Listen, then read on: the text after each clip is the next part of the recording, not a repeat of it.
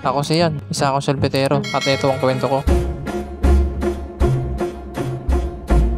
Nandito nga ako sa labas at kakatapos nga lang umulan at eto na naman makulimlim at nandito pa nga yung utol ko. Hindi nga siya nakalis kasi umulan kaya tumambay muna siya dito. Nilabas ko na nga yung karo ko at tinabi ko muna dito. Kinuha ko na yung basahan ko at sinimulan ko na linisin yung karo ko. Umalis na nga yung utol ko kasi hindi na umulan at kaya lumabas na rin ako kasi ilan araw na rin kami hindi nakapagtinda dahil nga sa bagat. Tapos ko na linisin yung karo ko at naliko ko na yung karo ko baka kasi umulan pa. Pagkatapos nga nun umalis na rin agad ako.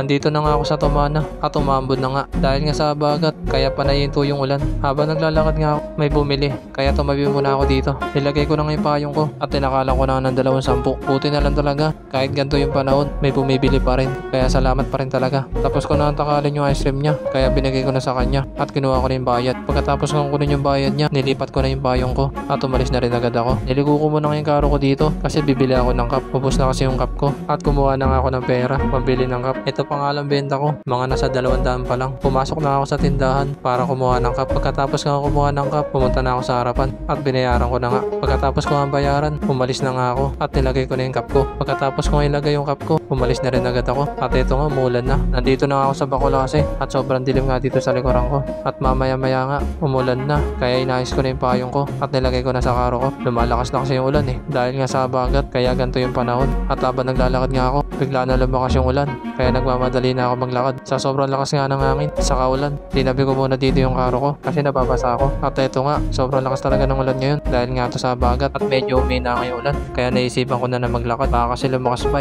pauwi na nga ako at lumakas na naman niya yung ulan sa sobrang lakas ng ulan. Akala mo gabi na pero alas 4 pa lang. Sobrang lakas kasi ng ulan. Ito talaga ang kalaban namin bilang isang solbetero. Kung nagustuhan mo pala yung kwento ko pakilike naman, share. Hanggang dito na lang. Salamat.